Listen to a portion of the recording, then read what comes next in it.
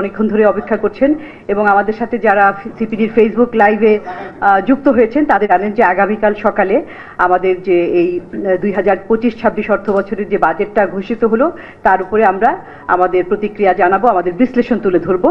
কিন্তু এখন আমরা এটা নিয়ে এখনো পড়াশোনা করছি, কাজ করছি, সুতরাং এখানে বিস্তারিত কোনো মন্তব্য কিংবা বিশ্লেষণ আমরা দিতে পারবো না।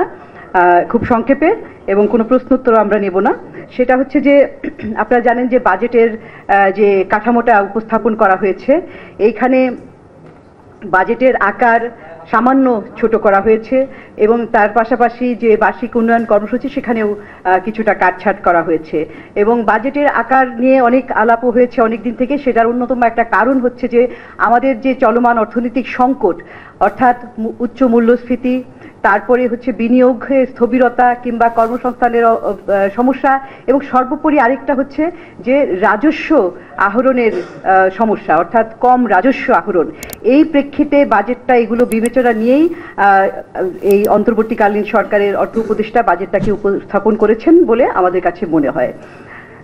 কিন্তু একদিক থেকে আবার দেখলে যে বাজেটের আকার কি খুব ছোট, সেটা যদি দেখেন যে আপনি যদি রাজস্বের দিকে তাকান, রাজস্বের গত অর্থ বছরে যে রাজস্বের লক্ষ্যমাত্রা দেওয়া হয়েছিল সেটার চাইতে কিন্তু কমিয়ে 5,18,000 কোটি টাকা রাজস্ব আহরণের লক্ষ্যমাত্রা দেওয়া হয়েছিল এবং এটাকে এখন আগামী অর্থ বছরে 5,64,000 কোটি টাকা দেওয়া হয়েছে, যেটা কিনা লক্ষ্যমাত্রাটা 8.9%।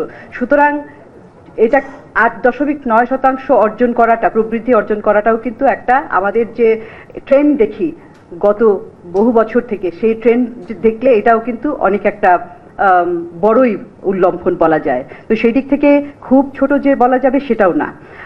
আকার নিয়ে আরেকটা কথা, যে বার্ষিক উন্নয়ন কর্মসূচির দিকে যদি আমরা তাকাই সেটাও একটা খুব গুরুত্বপূর্ণ। সেখানে চলতি অর্থ বছরের অর্থাৎ 2025 অর্থ বছরের তুলনায় 13.2% কমানো হয়েছে এবং সেখানে আমরা দেখি যে 15টা খাতের মধ্যে 14টা খাতেই কিন্তু কমানো হয়েছে।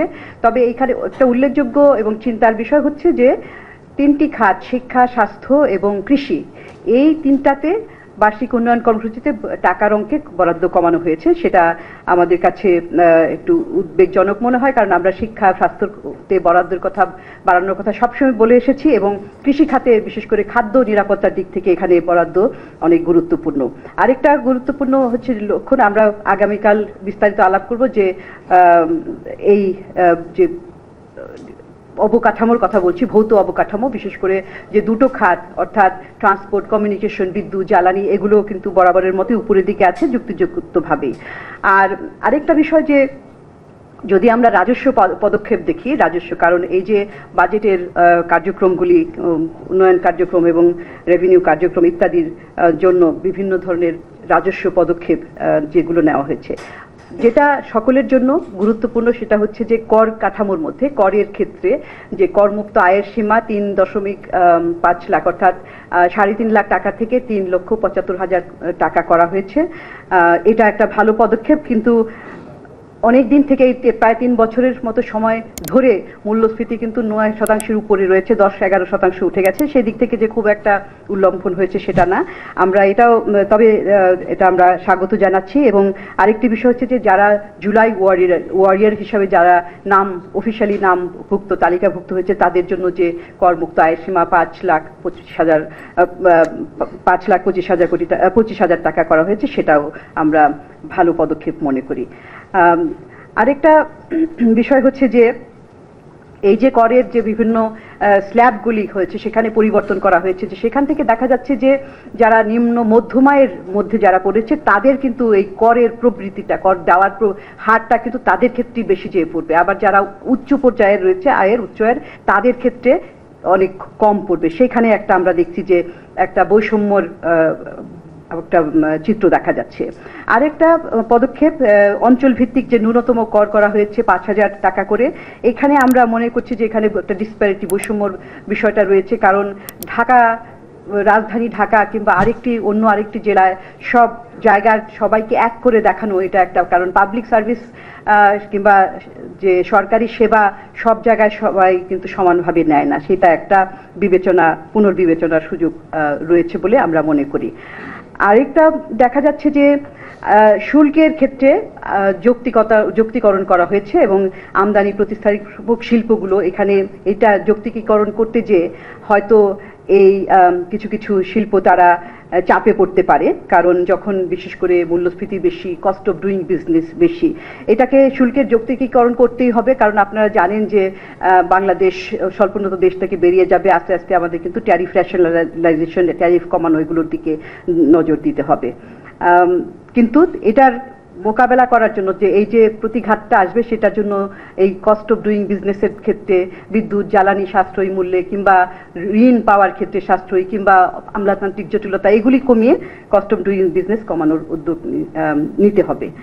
আর আরেকটা আমাদের কাছে একটু আশ্চর্য লাগছে, সেটা হচ্ছে যে এই আপনার যে medium term macro economic policy statement, সেইখানে লক্ষ্যমাত্রা দেওয়া আছে যে রেভিনিউ রাজস্ব জিডিপি রেশিও, এইটা 2035 সালে, অনেক আজকে থেকে 10 বছর পর 2035 সালে 10.5% বাড়বে, এটা লক্ষ্যমাত্রা দেওয়া হয়েছে। এটা অত্যন্ত কম, কারণ এখন যেটা এই আগামী অর্থ বছরের সেটা হচ্ছে 9%। রাজস্ব জিডিপির হার যদি দেখেন সেটা হচ্ছে 9% জিডিপির অনুপাতে। আর 10 বছর পরে যে মাত্র 1.5% বাড়বে, এটা কেমন লক্ষ্যমাত্রা? তখন তো আমরা উন্নয়নশীল দেশ হয়ে যাব। তো এইখানে আমরা দেখছি যে একটা আকাঙ্ক্ষার নিম্নগামিতা, এত কম আকাঙ্ক্ষা নিয়ে আমরা কিভাবে প্রবৃদ্ধি অর্জন করব। আরেকটা সেই জন্যই আমরা বলছি যে সম্পদ আহরণের ক্ষেত্রে এখানে খুব একটা আমরা অ্যাম্বিশন দেখতে পাচ্ছি না। আর কিছু কিছু খাতের কথা আমি বলেছি, শিক্ষা স্বাস্থ্য, আর কিছু ভালো উদ্যোগ যেমন নেওয়া হয়েছে, যেমন ধরেন বিনিয়োগের ক্ষেত্রে যে ই কমার্সের সুযোগ সুবিধা এবং বিশেষ করে ই কমার্সটাকে একটা ফর্মাল সেক্টরে আনা, এখানে সেটা করের আওতায় আনার কথা, এবং বিনিয়োগের ক্ষেত্রে বিশেষ করে পাবলিক প্রাইভেট পার্টনারশিপের অধীনে যে 5040 কোটি টাকার একটা ফান্ড গঠন করা হয়েছে, সেটা একটা ভালো পদক্ষেপ। কিন্তু আমরা মনে করি যে আগেও এই পিপিপি মডেলের উদ্যোগ নেওয়া হয়েছিল, সেগুলো কিন্তু খুব একটা আগায় না। এখানে সরকারি ক্ষেত্রে অনেক সময় দেখা যায় আমলাতান্ত্রিক জটিলতা, একটু পিছিয়ে পড়ার, প্রাইভেট সেক্টর আবার খুব দ্রুত আগাতে চায়। দুটোর মধ্যে কিন্তু প্রাইভেট সেক্টরের তালের সাথে, স্পিডের সাথে তাল মিলিয়ে চলতে হবে, এটি একটি বিষয়। আরেকটি বিষয় খেয়াল রাখতে হবে যে এটা এই অর্থটার ব্যবহার যাতে সর্বোচ্চ পর্যায়ে হয়। নারী উদ্যোক্তাদের জন্য 1000 কোটি টাকার যে ফান্ড করা হয়েছে, সেটাও আমরা স্বাগত জানাচ্ছি। একটি বিষয় এটা খুবই আলোচিত এবং ডিবেটেড, সেটা হচ্ছে কালো টাকার একটা এই সুযোগটা এখানে রয়ে গেছে, যদিও এখানে রেট বাড়ানো হয়েছে। কিন্তু আমরা আগেও বলেছি কালো টাকার ব্যাপারে আমাদের অবস্থান হচ্ছে যে এই কালো টাকার সুযোগ দিয়ে কিন্তু যারা নৈতিকভাবে প্রতি বছর তারা স্বচ্ছ আয় করে স্বচ্ছতার সাথে জবাবদিহিতার সাথে কর দিয়ে থাকেন, তাদের প্রতি একটা নৈতিক একটা আঘাত বলবো। কারণ তাদেরকে মোরালি একটা ডিসকারেজ করা হয় কিংবা মোরালি ডিমোরালাইজ করা হয়। তো এইটা দুটো জিনিস প্যারালালি চলতে পারে না, কারণ এগুলো করে কিন্তু আগে আরও ছিল যে করের হারটাও কম রাখা হতো, এখন করের হার বেশি রাখা হয়েছে। কিন্তু তারপরেও আমাদের প্রশ্ন রয়ে গেছে যে এটা থেকে খুব একটা আদায় হয় না। যদি এটা থেকে সত্যিকারভাবে আদায় করার ইচ্ছা থাকে, তাহলে কিন্তু খুব ড্রাইভ দিতে হবে, খুব প্রোঅ্যাক্টিভলি পদক্ষেপ নিতে হবে, যাতে কিনা সত্যিকার অর্থে এটা আদায় করা যায়, এবং এটাকে একবার দুবার সুযোগ দিয়ে চিরতরে বন্ধ করে দেওয়া উচিত। আর আরেকটি বিষয়, যে উচ্চ মূল্যস্ফীতির সময়ে কর রেয়াত কিংবা করের হার কমানো বিভিন্ন জায়গা থেকে, সেটার পাশাপাশি আরেকটা বিষয় গুরুত্বপূর্ণ, সেটা হচ্ছে যে সামাজিক নিরাপত্তার কর্মসূচির আওতা এবং পরিমাণ বাড়ানো। তো আমরা দেখেছি যে সামাজিক নিরাপত্তার অধীনে অনেকগুলো কর্মসূচি প্যারালালি চলতো, 140টার মতো, সেগুলোকে কমিয়ে এখন 95টা করা হয়েছে, এবং সেখানে একটু অর্থ বরাদ্দ কম করা হয়েছে, কম আছে, খুব কম না, কিন্তু বাজেটের তুলনায় এটা 14.7% এবং মোট বাজেটের 1,16,000 কোটি টাকার মতো। কিন্তু এখানে যেটা আমরা আগেও বলেছি, বারবার বলেছি, সেটা হচ্ছে যে এখানে কতগুলি কম্পোনেন্ট যুক্ত করা হয় যেগুলোকে সামাজিক নিরাপত্তা কিংবা সামাজিক সুরক্ষার অধীনে দেওয়া যুক্তিযুক্ত নয়, কারণ এটা একেবারেই অতি দরিদ্র মার্জিনালাইজ জনগোষ্ঠীর জন্য। কিন্তু এখানে কি যুক্ত করা হয়? সরকারি কর্মচারীদের পেনশন সেখানে আছে 35,282 কোটি টাকা, কৃষি ভর্তুকি আছে 17,000 কোটি টাকা। এখন এই দুটো মিলে যে 52,000 কোটি টাকার বেশি হয়, সেটা বাদ দিলে কিন্তু রয়ে যায় 64,000 কোটি টাকার মতো, সেটা অনেকখানি কমে আসে। সুতরাং এগুলো বাদ দিয়ে যে নেট সামাজিক নিরাপত্তা কর্মসূচি সেইটাকে দেখাতে হবে, সেটা দেখে তারপর তুলনা করা যেতে পারে যে আসলেই দরিদ্র জনগোষ্ঠীর জন্য কি করা হলো। তো আমি সামগ্রিকভাবে এটাই বলতে চাই আমাদের পক্ষ থেকে যে কিছু কিছু পদক্ষেপ ভালো নেওয়া হয়েছে বিচ্ছিন্নভাবে, কিন্তু দেখা যাচ্ছে যে পুরো একটা হোলিস্টিকভাবে কাঠামোগত পরিবর্তন সেটা লক্ষ্য করা যাচ্ছে না। মনে হচ্ছে যে একই কাঠামোর মধ্যে এখানে একটু বেশি ওখানে একটু কম এরকম করে নেওয়া হয়েছে, এবং যে মূল বিষয়টা যে দর্শন বাজেটের যে এখানে বৈষম্যবিহীন এর কথা সমাজের কথা বলা হয়েছে, সেইটার প্রেক্ষিতে সেটা উদ্দেশ্যটার সাথে বাস্তবে যে পদক্ষেপগুলি নেওয়া হয়েছে সব ক্ষেত্রে সেটা সাযুজ্যপূর্ণ হয় নাই। আমি এতটুকুই বলছি আজকে, কালকে আবার আমরা বিস্তারিত বলবো।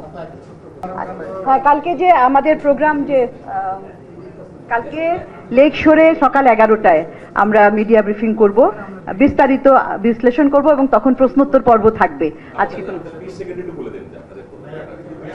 হ্যাঁ আমাদের আচ্ছা আমরা বরাবরের মতোই বাজেট ঘোষণার পরের দিন অর্থাৎ আগামীকাল ৩রা জুন সকাল 11টায় লেক শোরে বাজেট বিশ্লেষণ করব সিপিডির পক্ষ থেকে। 2025-26 অর্থ বছরের যে বাজেটটা ঘোষিত হলো সেই বাজেটটা আমরা বিশ্লেষণ করব এবং সেটা সরাসরি আবার চ্যানেল আইতেও প্রচারিত হবে, সিপিডির ফেসবুকে প্রচারিত হবে। কিন্তু আপনারা যারা আজকে এসেছেন কালকেও আপনারা সশরীরে আসবেন, আমাদের সামনে আপনাদের প্রশ্ন উত্তর পর্ব থাকবে, সেখানে আমরা আমাদের বিশ্লেষণ তুলে ধরবো। অনেক ধন্যবাদ আজকে আসার